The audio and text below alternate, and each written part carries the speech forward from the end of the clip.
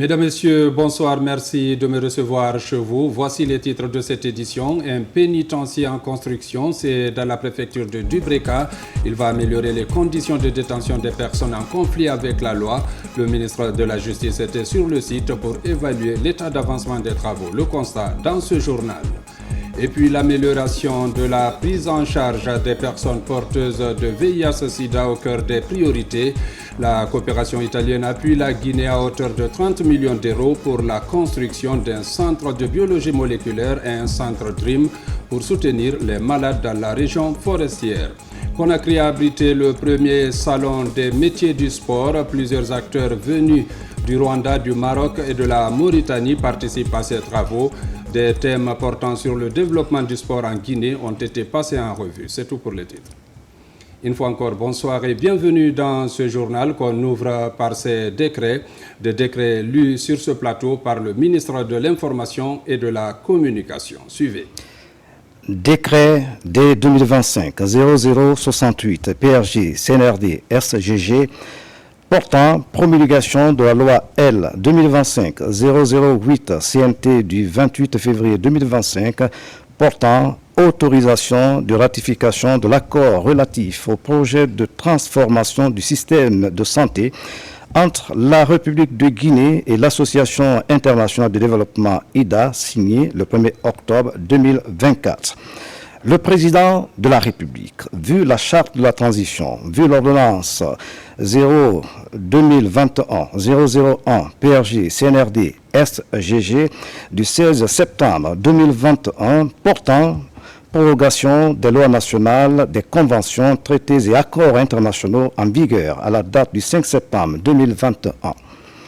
Vu le communiqué numéro 1 du Comité national du Rassemblement pour le développement CNRD du 5 septembre 2021 portant prise effective du pouvoir par les forces de défense et de sécurité, le président de la République décrète, article 1er, est promulguée la loi L 2025-008 CNT du 28 février 2025 portant autorisation de ratification de l'accord relatif au projet de transformation du système de santé entre la République de Guinée et l'Association internationale de développement IDA pour un montant de 95 millions de dollars américains signé le 1er octobre 2024. Article 2, le présent décret qui abroge toutes dispositions antérieures contraires prend effet à compter de la date de sa signature et sera enregistré et publié au journal officiel de la République qu'on a créé le 15 mai 2025, signé général Mamadi Doumbouya, chef de l'État. Décret D 2025-0070 PRG CNRD SGG portant promulgation de la loi L 2025-004 CNT du 28 février 2025 portant autorisation de ratification de l'accord de prêt entre la Banque d'investissement et de développement de la CEDEAO et le gouvernement de la République de Guinée pour le financement partiel du projet de réalisation des systèmes d'alimentation en eau potable dans les villes de Beila, Koubia et Fria, signé le 9 août 2024. Le président de la République, vu la charte de la transition, vu l'ordonnance 0-2021-001 PRG CNRD SGG du 16 septembre 2021 portant prorogation des lois nationales, des conventions, traités et accords internationaux en vigueur à la date du 5 septembre 2021, vu le communiqué numéro 1 du Comité national du Rassemblement pour le développement, CNRD, du 5 septembre 2021, portant prise effective du pouvoir par les forces de défense et de sécurité, le président de la République décrète. Article 1er. Est promulguée la loi L 2025-004 CNT du 28 février 2025 portant autorisation de ratification de l'accord de prêt entre la Banque d'investissement et de développement de la CEDEAO et le gouvernement de la République de Guinée pour le financement partiel du projet de réalisation des systèmes d'alimentation en eau potable dans les villes de Beila, Koubia et Fria pour un montant de 28 400 millions de dollars américains signé le 9 août 2024. Article 2. Le présent décret qui abroge toutes dispositions antérieures contraires prend effet à compter de la date de sa signature et sera enregistré et publié au Journal officiel de la République. Conakry, le 15 mai 2025, signé Général Mamadi Doumbouya, chef de l'État. Décret D 2025-0072 PRG CNRD SGG portant promulgation de la loi L 2025-007 CNT du 28 février 2025 portant autorisation de ratification de l'accord cadre entre Électricité de Guinée EDG et Topaz Multi-Industrie SA Topaz pour l'amélioration de la desserte en électricité signé le 15 juillet 2024. Le président de la République, vu la charte de la transition, vu l'ordonnance 0-2021-001 PRG CNRD SGG du 16 septembre 2021 portant prorogation des lois nationales, des conventions, traités et accords internationaux en vigueur à la date du 5 septembre 2021, vu le communiqué numéro 1 du Comité national du Rassemblement pour le développement CNRD du 5 septembre 2021, portant prise effective du pouvoir par les forces de défense et de sécurité, le président de la République décrète. Article 1er. Est promulguée la loi L 2025-007 CNT du 28 février 2025 portant autorisation de ratification de l'accord cadre entre Électricité de Guinée EDG et Topaz Multi-Industrie SA Topaz pour l'amélioration de la desserte en électricité pour un montant de 20 millions de dollars américains signé le 15 juillet 2024. Article 2. Le présent décret qui abroge toutes dispositions antérieures contraires prend effet à compter de la date de sa signature et sera enregistré et publié au Journal officiel de la République. Conakry, le 15 mai 2025, signé Général Mamadi Doumbouya, chef de l'État. Décret D 2025-0067 PRG CNRD SGG portant retrait de concessions minières, de permis d'exploitation industrielle et de permis d'exploitation semi-industrielle octroyés à des sociétés. Le président de la République, vu la charte de la transition, vu la loi L 2011-006 CNT du 9 septembre 2011 portant Code minier de la République de Guinée, tel que modifié par la loi L 2013-053 CNT du 8 avril 2013, portant modification de certaines dispositions du Code minier. Vu l'ordonnance 0-2021-001 PRG CNRD SGG du 16 septembre 2021, portant prorogation des lois nationales, conventions, traités et accords internationaux en vigueur à la date du 5 septembre 2021. Vu le décret D 2014-012 PRG SGG du 17 janvier 2014 portant gestion des autorisations et des titres miniers. Vu le décret 2022-068 PRG CNRD SGG du 28 février 2022 portant attribution et organisation du ministère des Mines et de la Géologie. Vu le décret D 2024-044 PRG CNRD SGG du 27 février 2024 portant nomination d'un Premier ministre chef du gouvernement. Vu le décret D 2024-051 PRG CNRD SGG du 5 mars 2024 portant structure du gouvernement. Vu le décret D 2024-054 PRG CNRD SGG du 13 mars 2024 portant nomination des membres du gouvernement. Vu le communiqué numéro 1 du Comité national du Rassemblement pour le développement CNRD du 5 septembre 2021 portant prise effective du pouvoir par les forces de défense et de sécurité. Après avis du Comité technique des mines et de la Commission nationale des mines, le président de la République décrète, article 1er, en application des dispositions des articles 3, 34, 77, 84, 88, 89 suivant du Code minier de la République de Guinée et l'article 71 du décret D 2014-012 PRG SGG du 17 janvier 2014 portant gestion des autorisations et des titres miniers sont retirés et font gratuitement retour à l'État les périmètres couverts par les concessions minières, les permis d'exploitation industrielle et les permis d'exploitation semi-industrielle suivants. Société des bauxites de Guinée SA. Substance bauxite. Nature de l'acte d'octroi D 2016-043 MMG SGG. Date d'octroi et de fin 22 deuxième mois 2016, 21 deuxième mois 2041. 2. Bauxite Kimbo SAU. Substance bauxite. Nature de l'acte d'octroi D 2018-281 PRG SGG. Date d'octroi et de fin 19 11e mois 2018, 18 11e mois 2043. 3. Bauxite Kimbo SAU.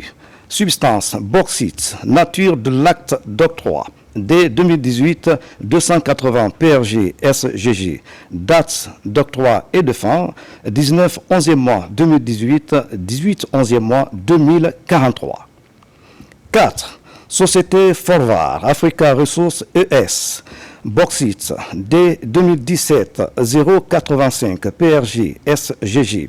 Date d'octroi et de fin 21 4e mois 2017, 20 4e mois 2032. 5. Société Forvar Africa Resources ES. Bauxite D 2017-086 PRG SGG. Date d'octroi et de fin 21 4e mois 2017, 20 4e mois 2032. 6. Société Terrassa Mining Logistique. Bauxite D 2020-270 PRG SGG. Date d'octroi et de fin 4 11e mois 2020, 3 11e mois 2035. 7. Bauxite Sheng Rong Mining Development. Bauxite D 2020-269 PRG SGG. Date d'octroi et de fin 4 11e mois 2020, 3 11e mois 2035. 8. Société SRG Guinée Graphite D 2019-291 PRG SGG. Date d'octroi et de fin 6 11e mois 2019, 5 11e mois 2034. 9. Société Farafina Ressources Or D 2020-267 PRG SGG. Date d'octroi et de fin 2 11e mois 2020, 1er 11e mois 2035. 10. Société West Africa Development Or D 2018-245 PRG SGG. Date d'octroi et de fin 10 10e mois 2018, 9 10e mois 2033. 11. Société West Africa Development Or D 2018-244 PRG SGG. Date d'octroi et de fin 10 10e mois 2018, 9 10e mois 2033. 12. Société Bourré Sanou Sarlu Or D 2019-251 PRG SGG. Date d'octroi et de fin 2 9e mois 2019, 1er 9e mois 2034. 13. Société Kaïda Ikata Matériel Sarl Or D 2020-080 PRG SGG. Date d'octroi et de fin 21 4e mois 2020, 20 4e mois 2035. 14. Société Tamiandou Kissi Mining Sarlu Diamant D 2017-328 PRG SGG. Date d'octroi et de fin 7 12e mois 2017, 6 12e mois 2022. 15.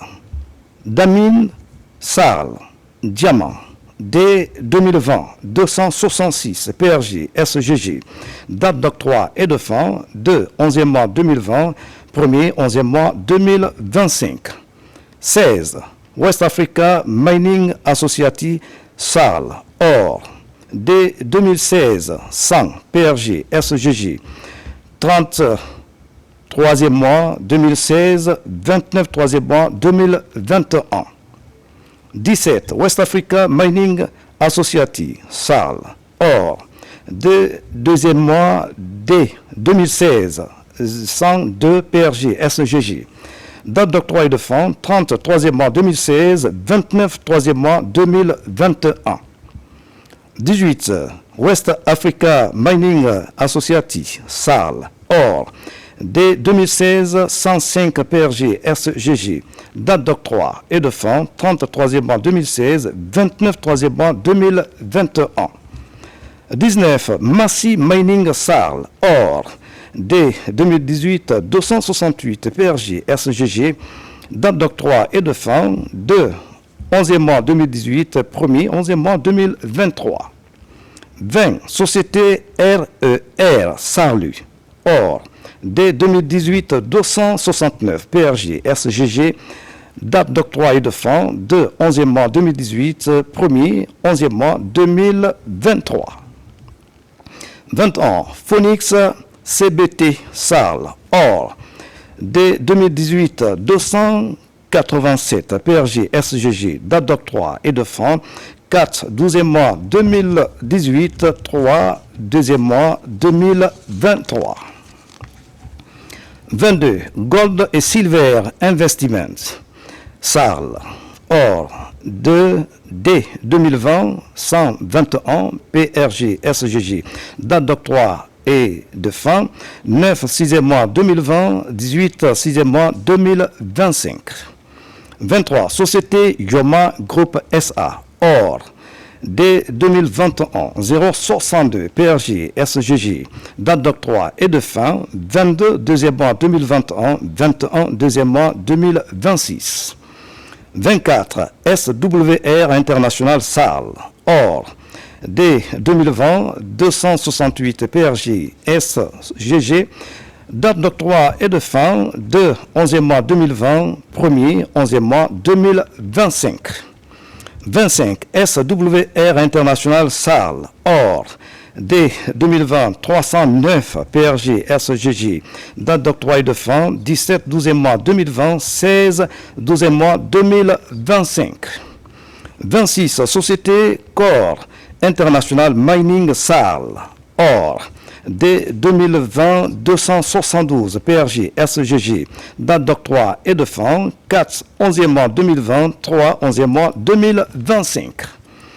27. Société Tamiandou Kissi Mining SARLU, OR, dès 2021, 061 PRG, SGG, date d'octroi et de fin, 22, 2e mois 2021, 21, 2e mois 2026.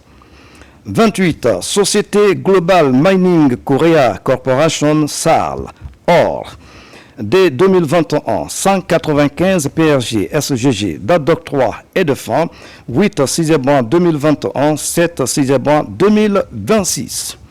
29. Société Lucky Mining Mineral SARLU, OR, dès 2021, 137 PRG, SGG, date d'octroi et de fin, 18, 5e mois 2021, 17, 5e mois 2026. 30. Société Lucky Mine et Mineral SARLU, OR, dès 2021, 136 PRG, SGG, date d'octroi et de fin, 18, 5e mois 2021, 17, 5e mois 2026.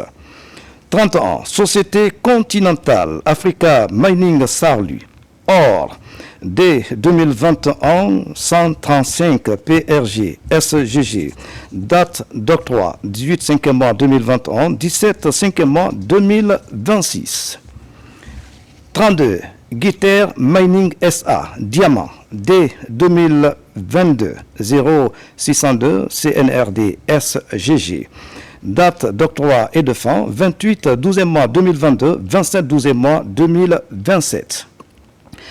33. Société Ressources Orient Guinée SARL, Diamant, A, 2005, 60-72 MMG SGG, date d'octroi et de fin 27 12e mois 2005, 26 12e mois 2010. 34, Société West Diamond Limited Guinée, Diamant A 2006, 74-49 MMG SGG, date d'octroi et de fin 15 5e mois 2001, 14 5e mois 2006.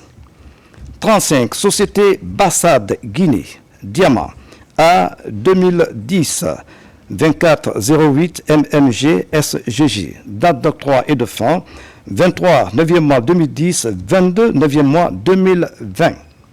36, Société Tassiliman Baoulin SA, Diamant D 2015, 557-36 MMG SGG, date d'octroi et de fin 27 10e mois 2015, 26 10e mois 2020.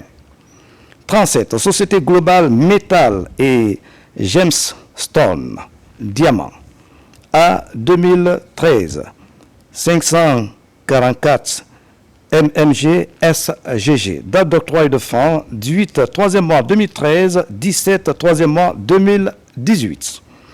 38, IEJ, Diamond Sal, j'allais dire, Diamant D 2016, 365 PRG SGG, date d'octroi et de fin 26 11e mois 2016, 25 11e mois 2021.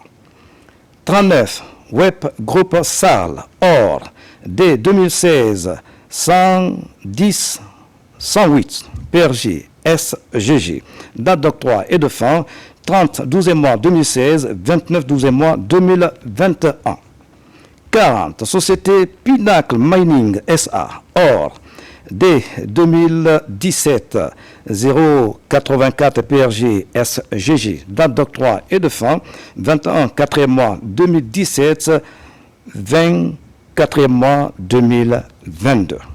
41, Société Zin Hong Sal, Or, D 2017, 73-29 PRG SGG, date d'octroi et de fin 7 12e mois 2017, 6 12e mois 2022.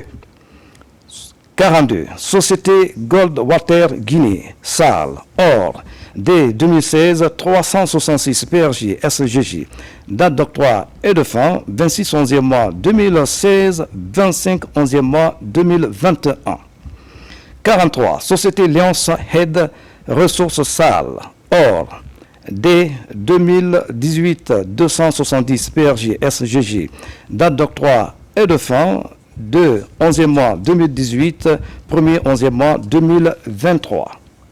44, Trostaco Gold Sarlu, Or, D 2020, 082 PRG SGG, date d'octroi et de fin 21 4e mois 2020, 24e mois 2025. 45, Société AG Mining, Or, D 2016, 364 PRG SGG, date d'octroi et de fin 26 11e mois 2016, 25 11e mois 2021. 46, Société FACO Guinée Bauxite, D 2020, 264 PRG SGG, date d'octroi et de fin 2 11e mois 2020, 1er 11e mois 2035. 47, Axis Minéral, Bauxite, D 2018, 267 PRG SGG, date d'octroi et de fin 2 11e mois 2018, 1er 11e mois 2033. 48, Société Belzone Golding SA, Fer, D 2012, 100 PRG SGG, date d'octroi et de fin 24 8e mois 2012, 25 8e mois 2035. 49, Société TMK, Or, D 2023, 0082 PRG CNRD SGG, date d'octroi et de fin 17 3e mois 2023, 16 3e mois 2028. 50. Société continentale African Mining Sarlu.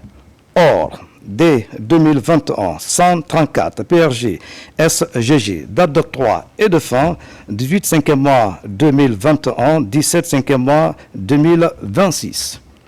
51. Société Alamaco.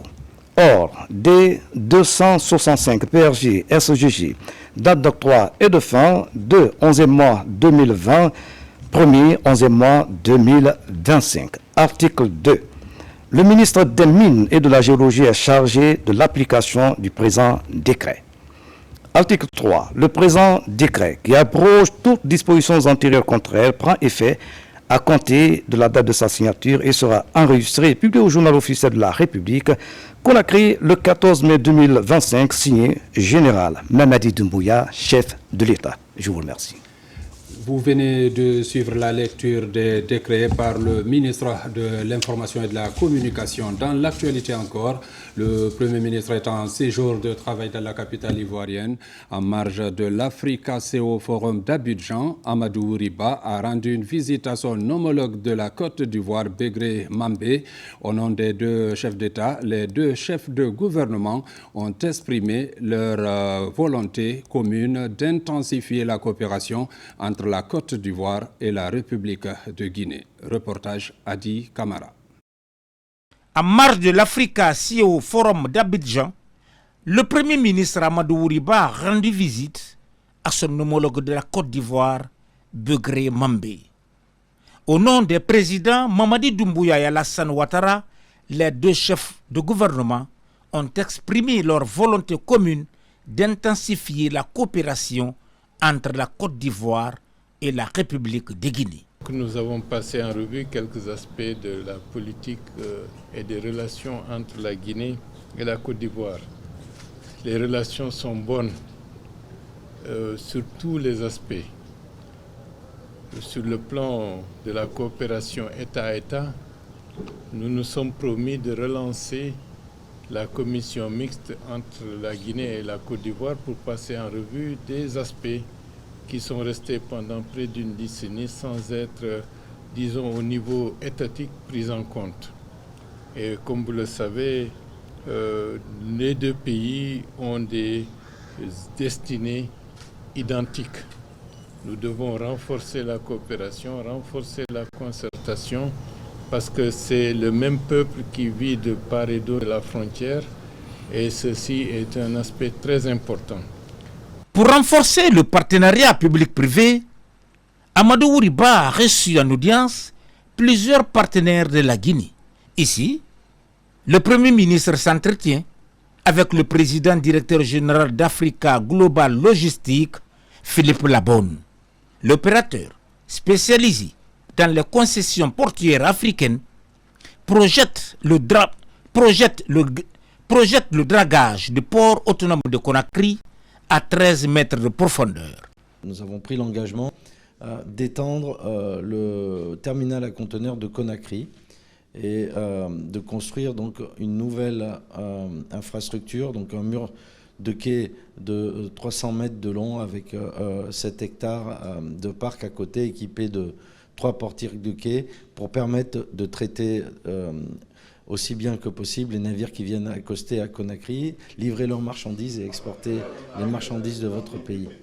Avec le groupe de la Banque mondiale, l'accent est mis sur l'appui de cette institution financière au développement économique et social de la Guinée. Déjà satisfaite des efforts de la Guinée, Madame Marie Chantal, directrice générale de la Banque mondiale pour la Côte d'Ivoire, la Guinée, le Bénin et le Togo, réitère l'engagement de son organisation à soutenir le développement du secteur privé dans la création de la richesse. Nous avons un partenariat fructueux avec la Guinée et donc tout à l'heure on parlait avec le Premier ministre de notre programme.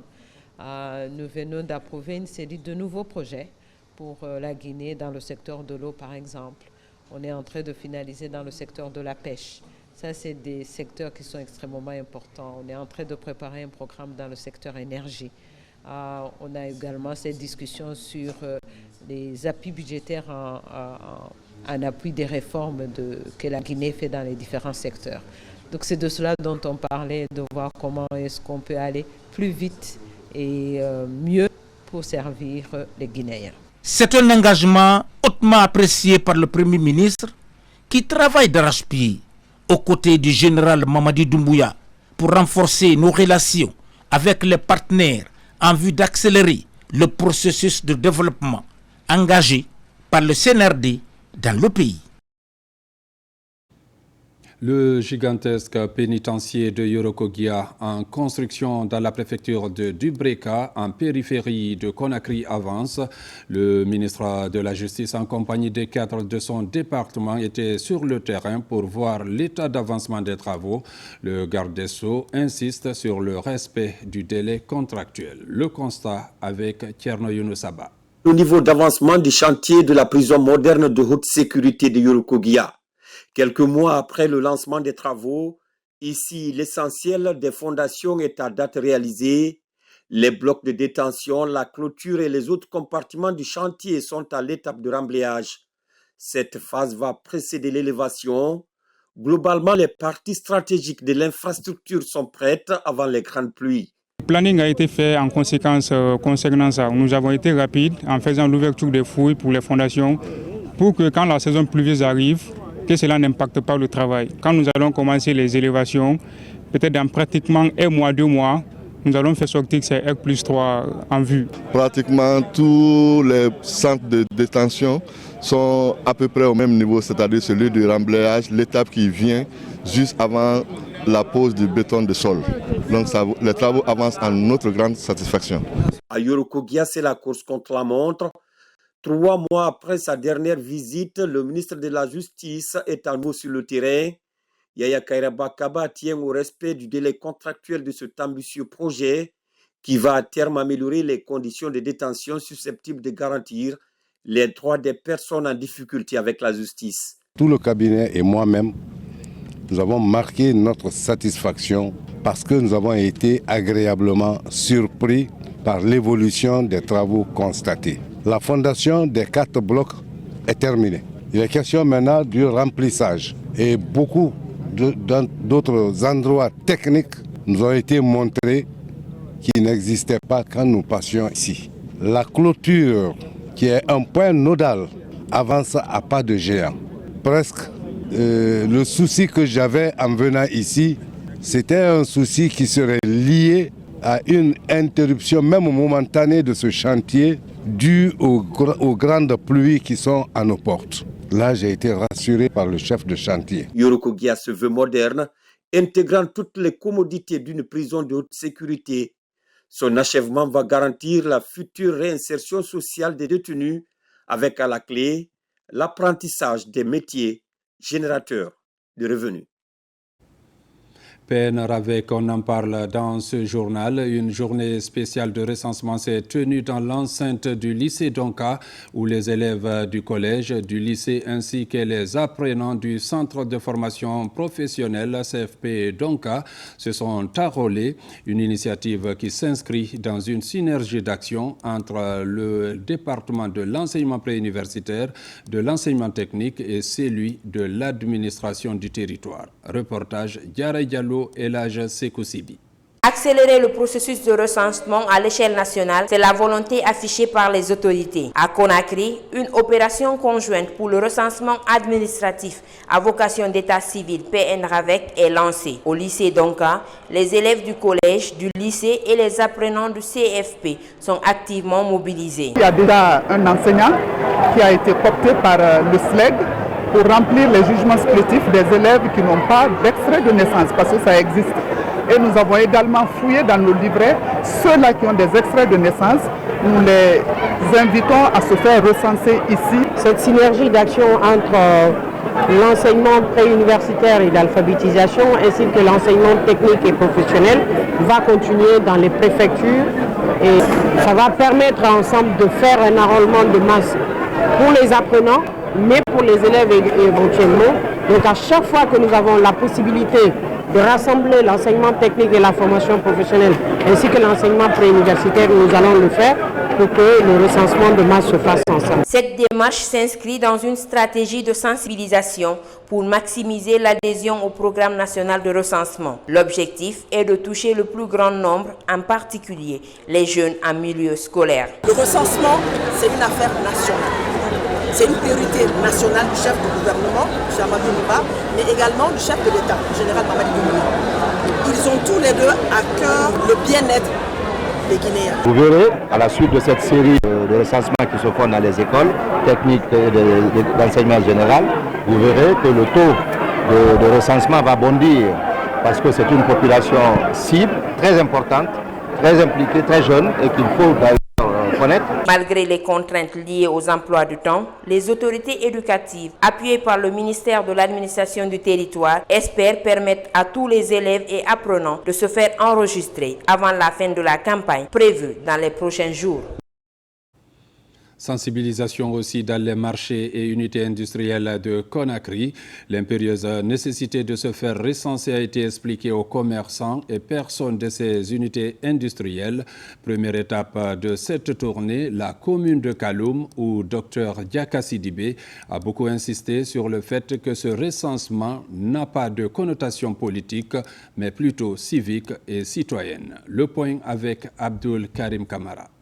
Il y a quelques jours, Dr Diaka Sidibé s'est acquitté d'un de ses devoirs citoyens. Ici, à la Kamayenne, elle se fait enrôler au compte du programme national de recensement à vocation d'état civil. Le lendemain, nous sommes au marché Niger, commune de Kaloum. La ministre du Commerce y arrive pour expliquer et encourager les commerçantes à adhérer au même processus de recensement. Elle insiste surtout sur les avantages liés à cette initiative. Du recensement. Le message de la ministre nous a édifiés à plus d'un titre.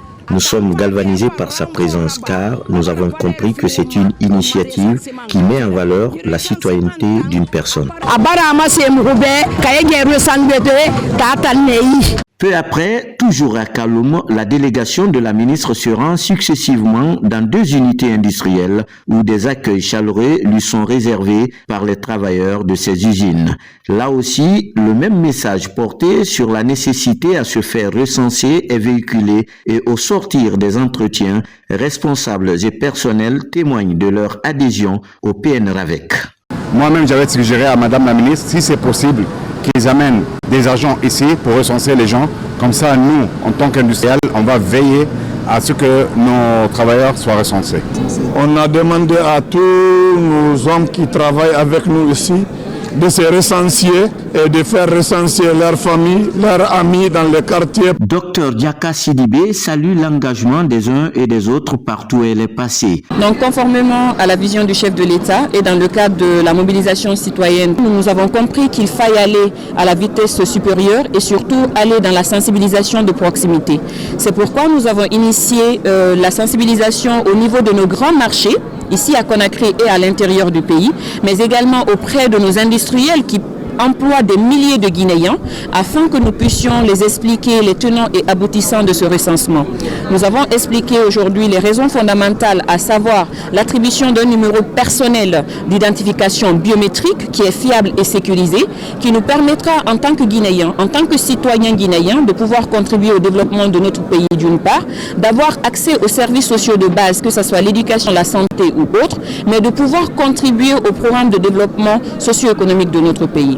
Les autres marchés et usines de Conakry feront aussi l'objet de la même campagne de sensibilisation sur le PNRAVEC qui a été précédée par une tournée des cadres du ministère du Commerce dans la préfecture de Mandiana où Dr Diaka Sidibé est marraine pour passer le même message.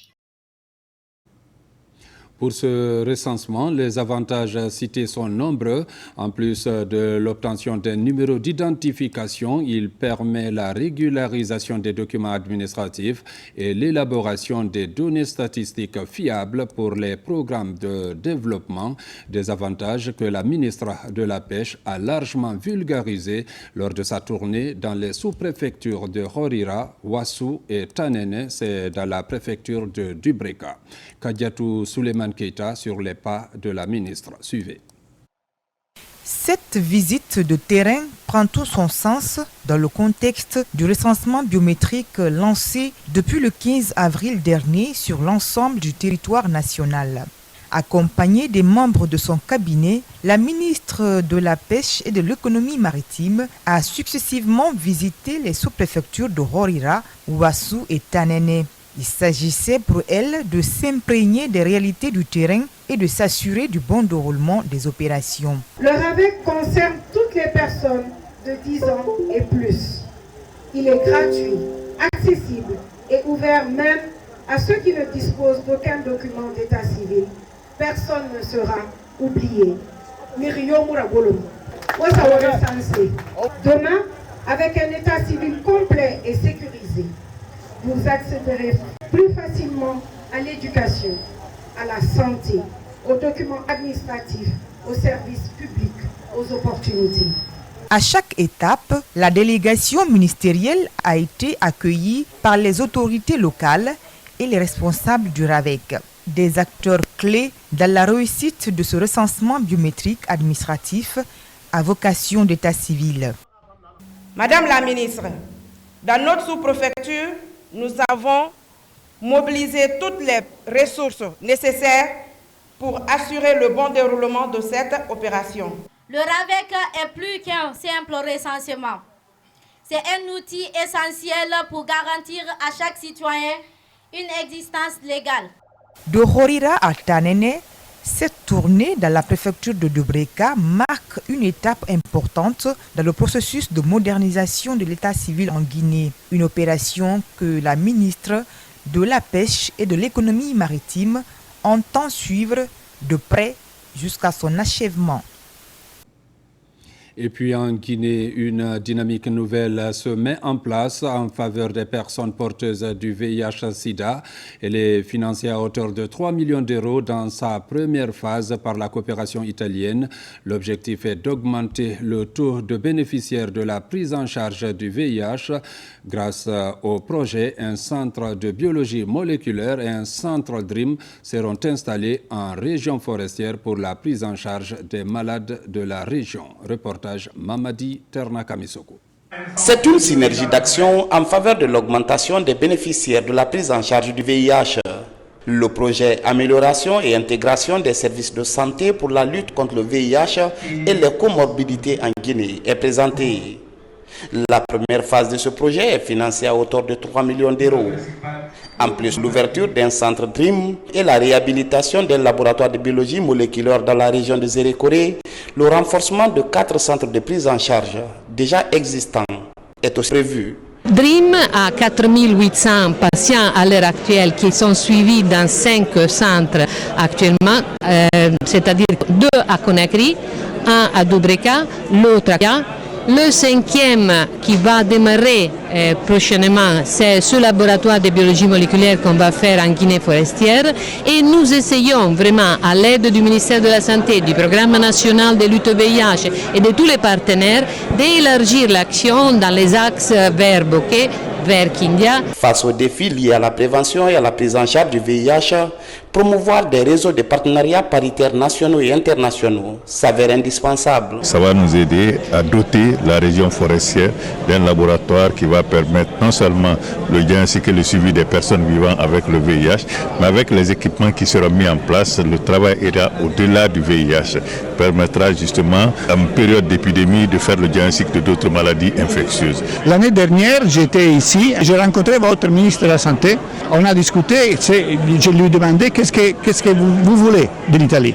Elle nous a demandé si vous doublez le nombre de centres de santé Giglio qui sont déjà ici, des centres DREAM qui font l'assistance pour l'HIV et la tuberculose, l'Italie aurait fait tout ce que nous demandons.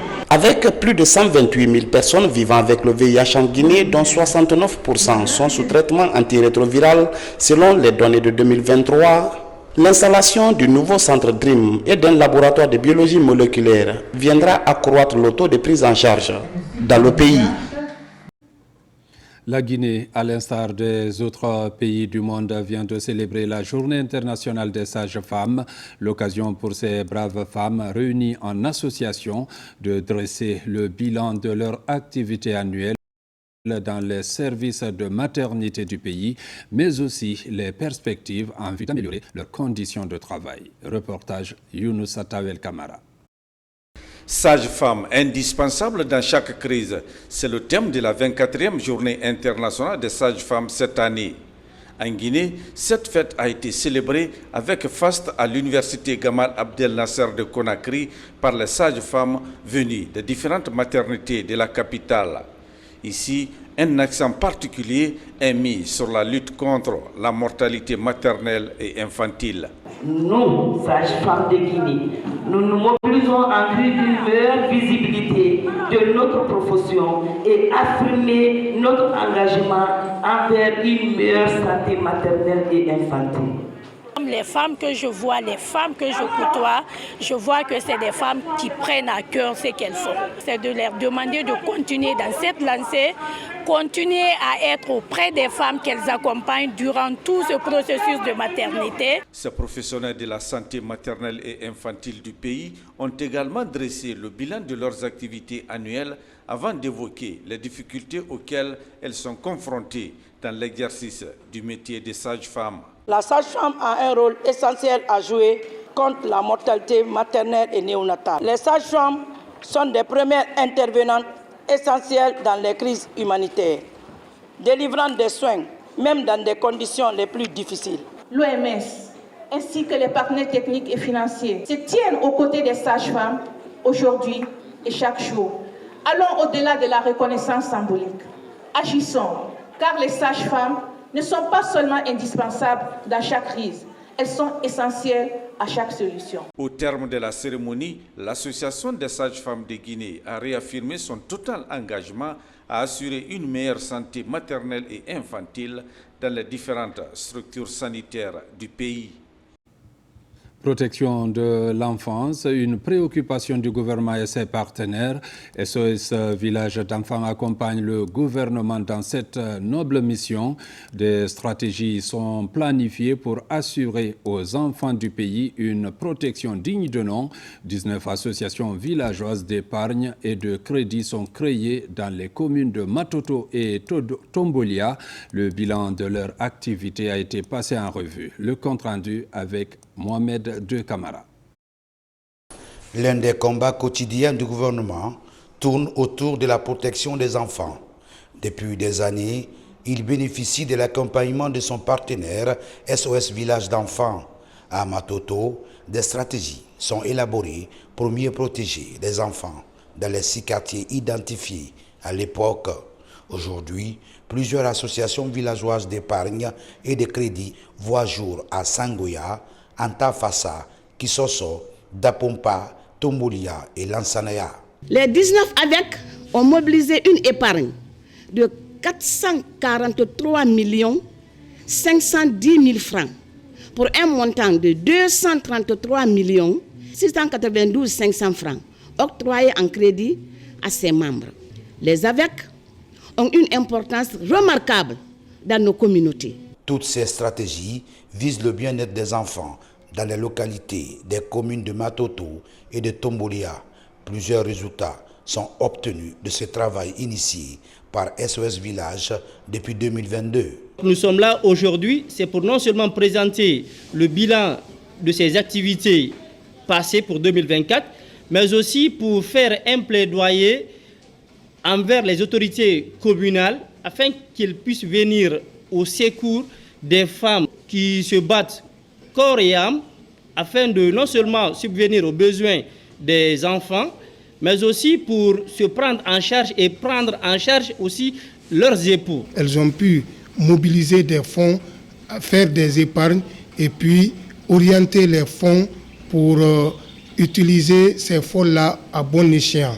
C'est en 2022, après consultation, SOS Village d'enfants a identifié des sites d'intervention. Après, plusieurs résultats en faveur de la communauté sont obtenus, entre autres, le renforcement du tissu social et l'équilibre des foyers, l'amélioration de l'éducation, la santé et le bien-être des enfants. Développement à la base, l'Agence nationale de financement des collectivités appuie les ONG à travers le pays.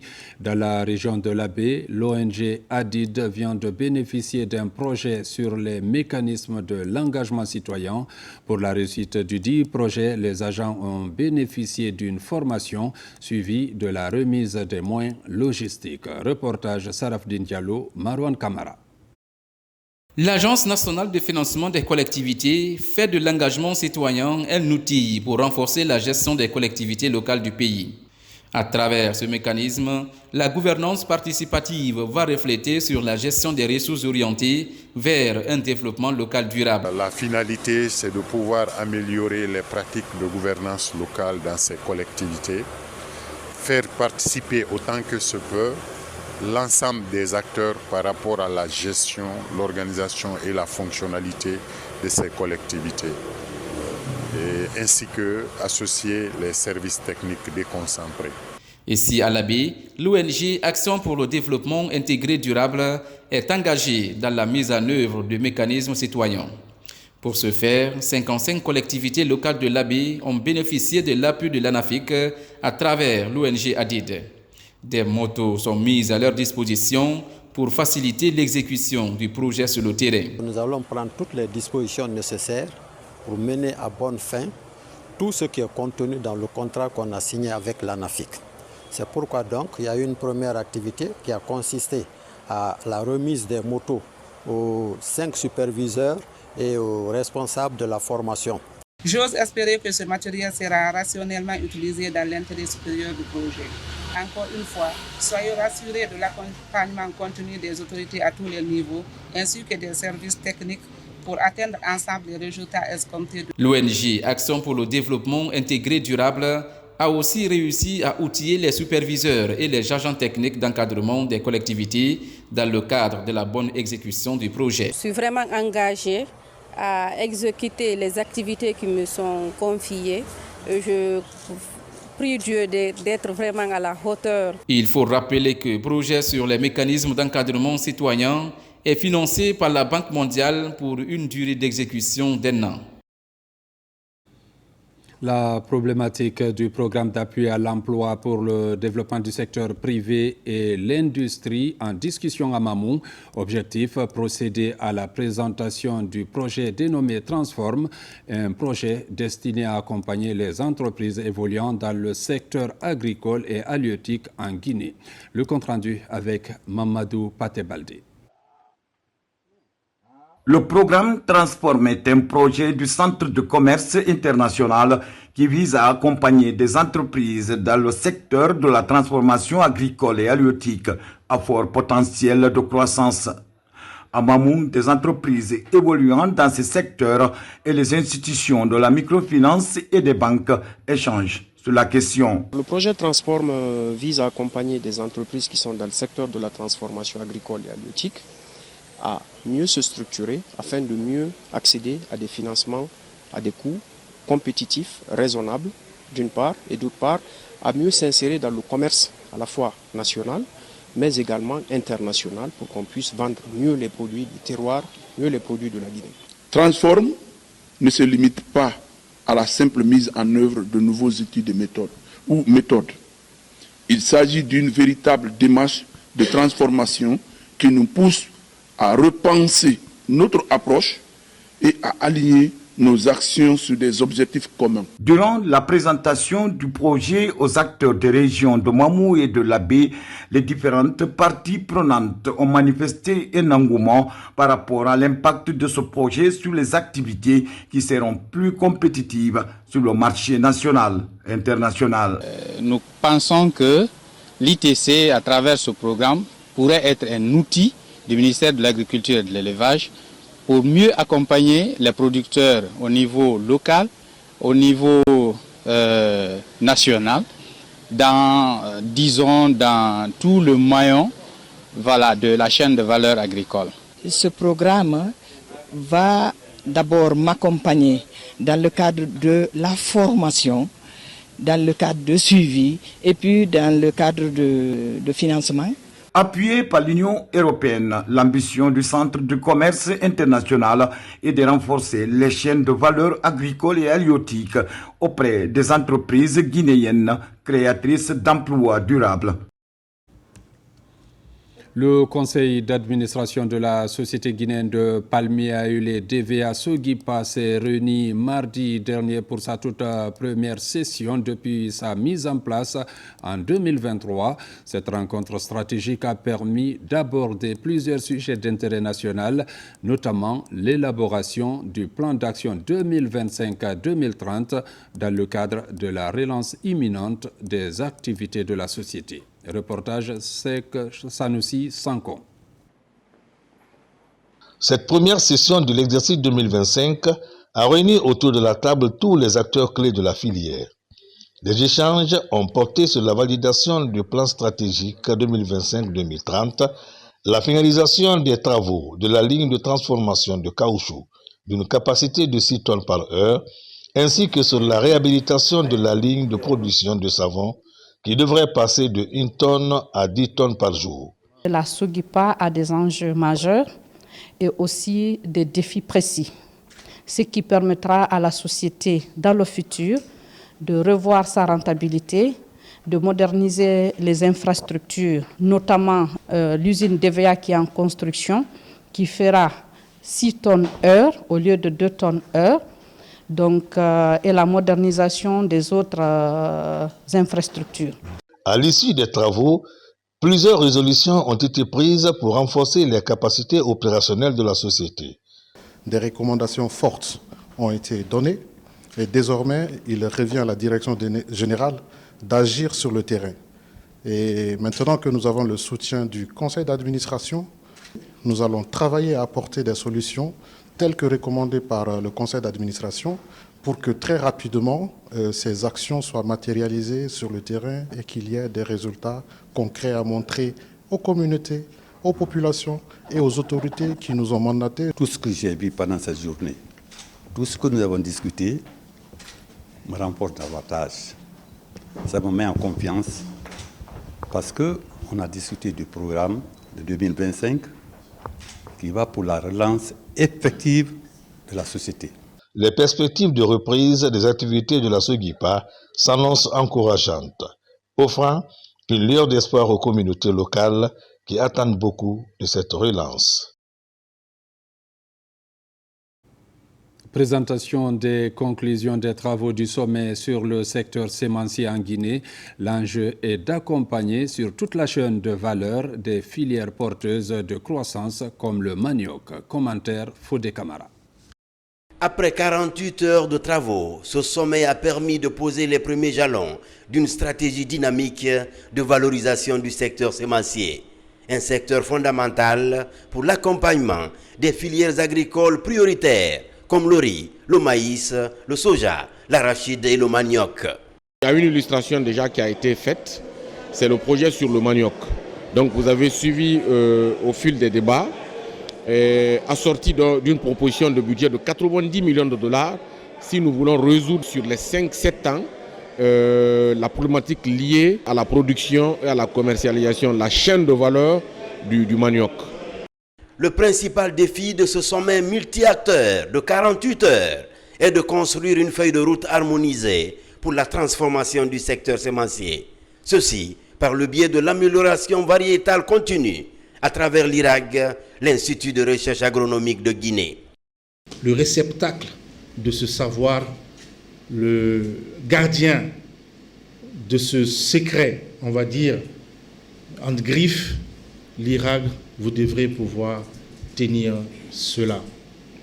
Tous nos projets et programmes aujourd'hui qui évoluent sur le terrain doivent pouvoir s'en approprier pour que cela soit vulgarisé à tous les niveaux sur le territoire guinéen. Pour que nous devenions autosuffisants, non seulement, mais pour que, à travers le potentiel agropastoral de la Guinée, nous devenions la banque sémencière de l'Afrique de l'Ouest et que nous devenions le grenier de l'Afrique de l'Ouest après que nous soyons autosuffisants, et c'est possible. En tout cas, cette vision du chef de l'État nous continuerons et personnellement je continuerai à y veiller pour que cela soit une réalité. Par ce sommet sur le secteur sémencier, la République de Guinée s'engage dans la voie de la création d'un environnement propice à l'adoption des technologies pour une agriculture plus résiliente face aux effets des changements climatiques. À présent, nous vous donnons lecture de ce communiqué. Le ministère de l'Agriculture et de l'Élevage, en collaboration avec les ministères de l'Administration du territoire et de la décentralisation et celui de l'Environnement et du Développement durable, informe l'ensemble des citoyens qu'en application des dispositions de l'article 25 du Code pastoral, des périodes de garde de bétail ont été légalement instituées de manière consensuelle avec toutes les parties prenantes sur l'ensemble du territoire national.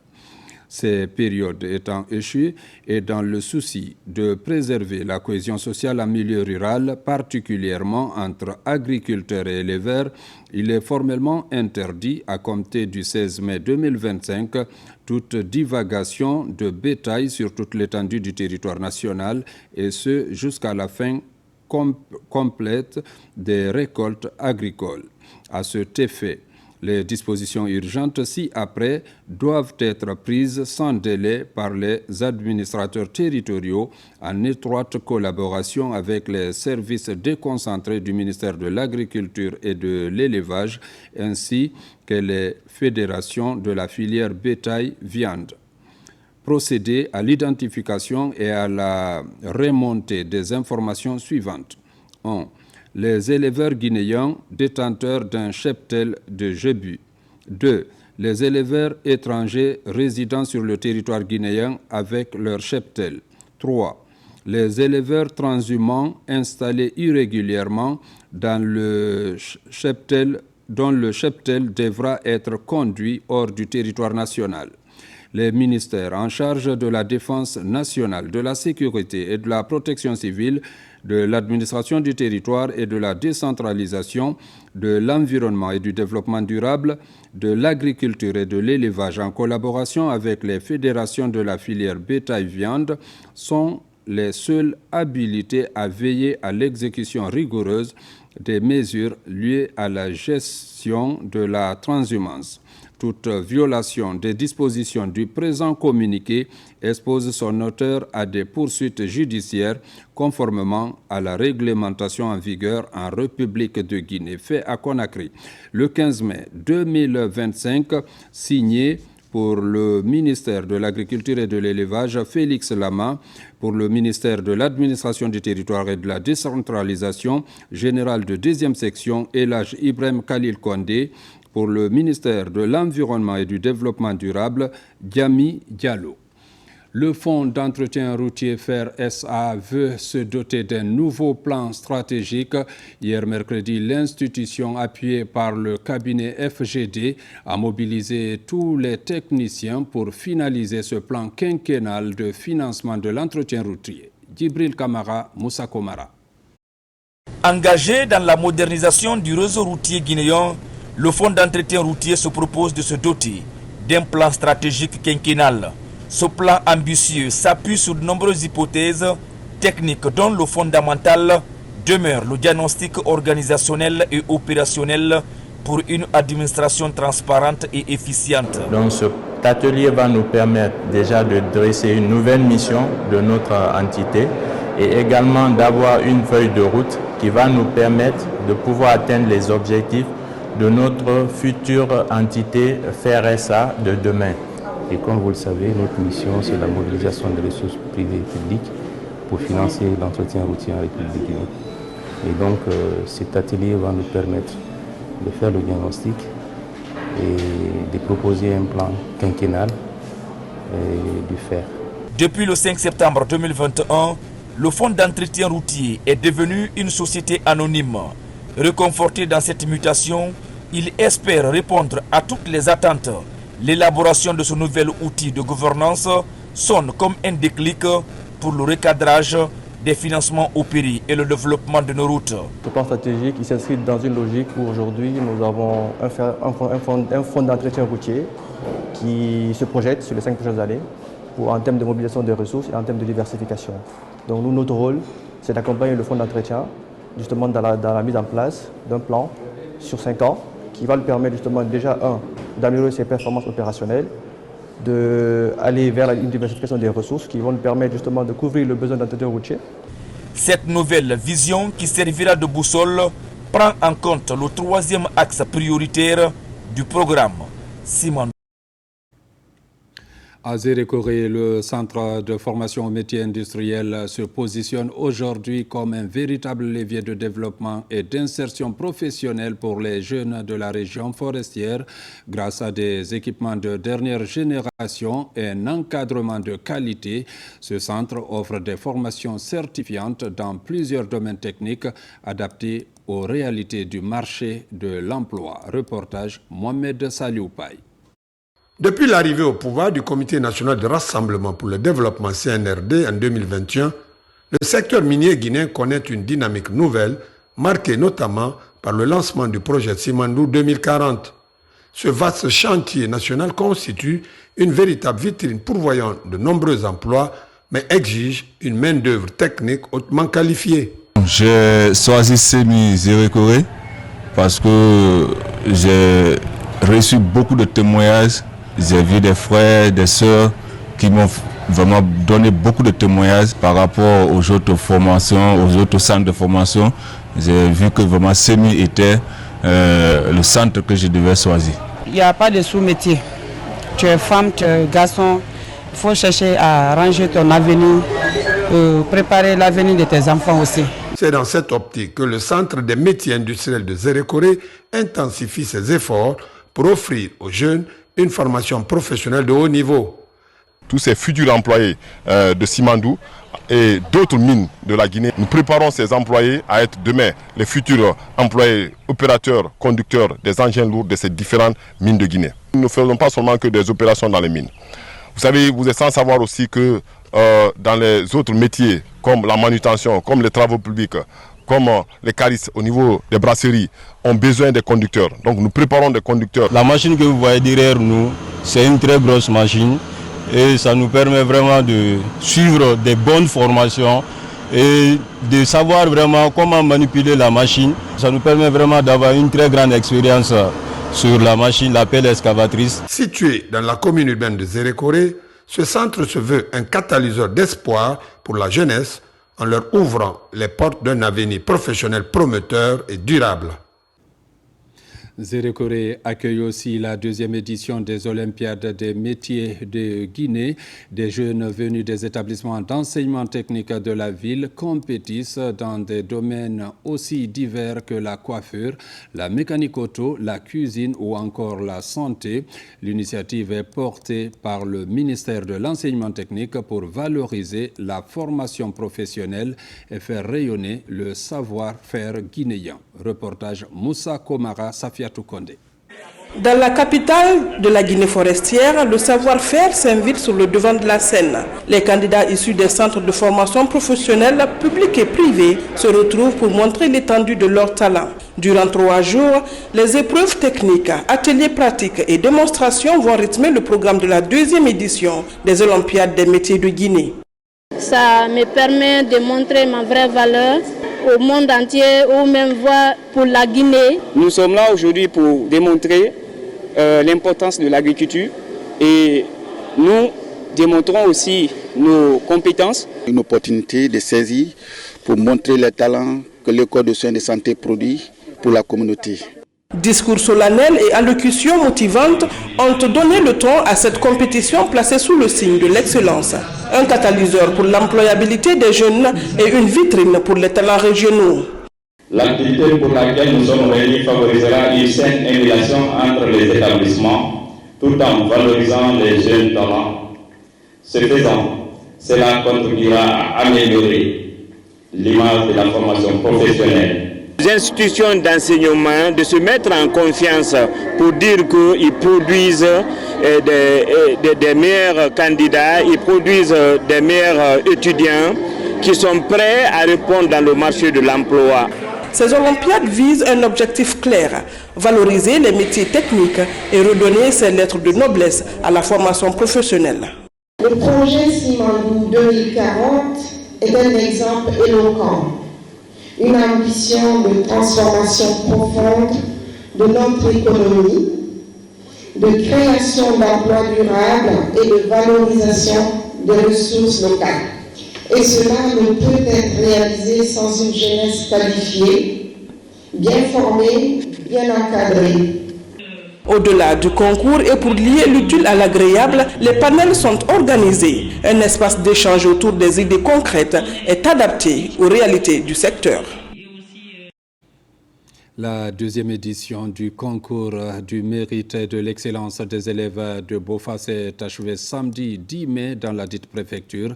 Ils étaient plus d'une centaine de candidats, dont 46 filles, à participer à cette émulation qui a réuni la quasi-totalité des écoles de BOFA. Ce concours a opposé les premiers de chaque classe de l'élémentaire et du secondaire avec la participation cette année des écoles franco-arabes. Reportage Mamadi Gassama. Les écoles s'adhabillent en plein cœur de BOFA. C'est ici que les premiers de chaque classe des différents établissements préuniversitaires du Rio Pongo se sont retrouvés pour une émulation de 3 jours. Au compte de cette deuxième édition, ils étaient 131 candidats dont 46 filles à rivaliser. L'initiative vise à participer à l'amélioration du niveau des apprenants de cette localité. On a constaté que le niveau de nos apprenants, de nos élèves, ne fait que baisser. Et constatant cela, nous sommes dit qu'il fallait, n'est-ce pas, chercher à pallier ce faible niveau des enfants. Voilà la raison principale qui nous a poussé à initier ce concours de mérite à travers toutes les écoles de la préfecture de BOFA. Aujourd'hui, la préfecture dans sa globalité est dominée par les mines. Si on n'organise pas des événements comme ça pour pousser les élèves à comprendre que l'avenir c'est dans l'éducation, ils ne vont pas comprendre. 10 élèves ont été sacrés lauréats de cette deuxième édition qui a vu également la participation des écoles franco-arabes. Ici, gagnants et perdants restent enthousiastes et saluent l'initiative. C'est ma deuxième fois de participer à ce concours, donc c'est une joie pour moi d'avoir participé encore. C'est vrai que je n'ai pas remporté le grand lot, mais j'ai été deuxième et j'ai eu un lot de fournitures, dont un sac et des fournitures scolaires. Je suis très contente pour ça. Pour les responsables du système éducatif préfectoral, ce concours est un acquis à pérenniser. C'est une activité que la direction préfectorale de l'éducation soutient obligatoirement parce qu'elle sait que c'est une activité qui apporte beaucoup aux enfants. C'est une activité qui facilite l'apprentissage pour les enfants. Les lauréats du concours repartent avec des récompenses composées de kits scolaires, de tablettes et d'ordinateurs. Conakry a abrité le premier salon professionnel des métiers de sport appelé Conakry Expo. Le salon a regroupé plusieurs acteurs sportifs et panélistes venus du Rwanda, du Maroc et de la Mauritanie. Durant 2 jours, ces panélistes se sont penchés sur plusieurs sujets et thématiques axés sur le développement du sport en Guinée. Reportage Mangamori Kamara, Djibril Kamara. Conakry, capitale africaine du sport, c'est l'intitulé de cette première édition du Salon professionnel du sport en Guinée. Cet espace met en exergue les acquis et valeurs des sportifs guinéens et africains à travers des panels et expositions des trophées et médailles dans les différents stands. L'objectif est pour nous chaque année réunir l'écosystème du sport et que chaque année quand on met des agendas sportifs en place, que Conakry aussi soit cité à travers Conakry Sport Expo. Cette initiative s'inscrit parfaitement dans la vision du chef de l'État, le général Mamadi Doumbouya. Je dirais que l'invitation de notre pays frère, le Rwanda, ne sort pas du néant. S'inspirer du modèle rwandais est une excellente chose. Comme ce salon se veut annuel, pour que l'année prochaine, qu'il y ait plus d'invités. Pour cette première édition du Salon professionnel du sport en Guinée, Philippe Doucier et Retour Ngarambe, ministre d'État des Sports du Rwanda, et Kiamou Bogola Haba sont tous panélistes. Nous pensons que tout ce qui a été discuté ici va permettre à chacun d'impliquer encore plus évidemment le marketing dans ce qu'on fait pour que la deuxième édition soit encore plus grande. C'est ça notre souhait. Un honneur pour nous aussi, en tant que Kigali, d'être invité par la Guinée, plus spécifiquement Conakry, pour venir partager notre expérience de ce qu'on fait dans le sport et à travers le sport.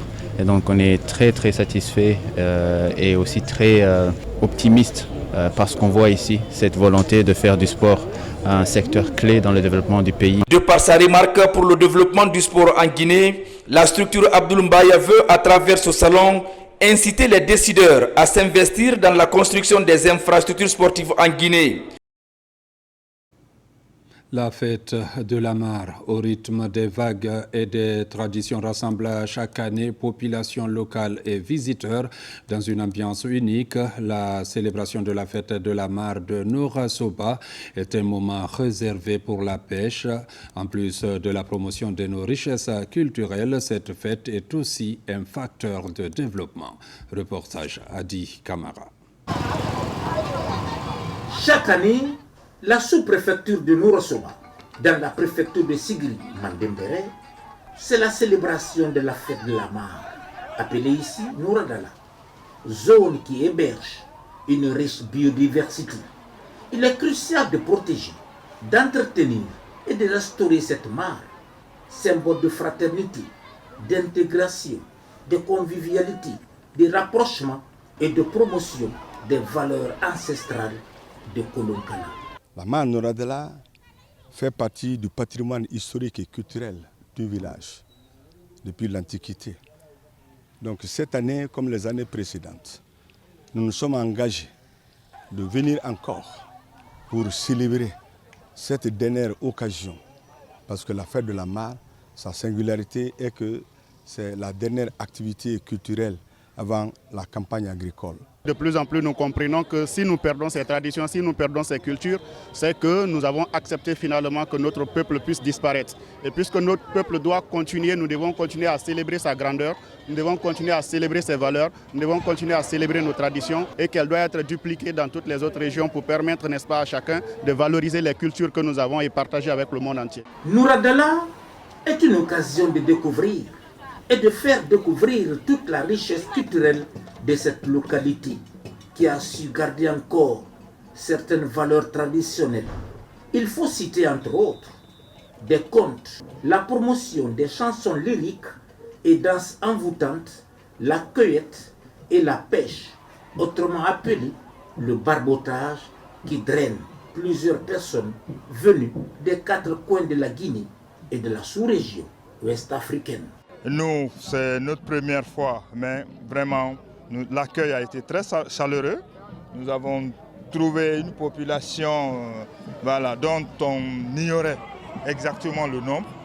Quand tu constates ici le nombre de la population, nous nous rendons compte que toutes les sous-préfectures le long de ce fleuve sont peuplées. Je suis très ému par rapport à ce que j'ai vu à Noura Soba et j'ai beaucoup apprécié la manière dont ils ont réussi à réunir le monde autour de la mare. C'est du jamais vu. Outre l'aspect spirituel et culturel de cette fête, Noura Dala joue un rôle majeur dans la vie sociale et économique de la région. Les festivités atteignent leur paroxysme au moment de l'organisation de Djundumba, danse traditionnelle originaire de la Haute-Guinée. Mesdames, Messieurs, c'est la fin de cette édition. Merci de l'avoir suivi et bonne suite de programmes sur la télévision nationale.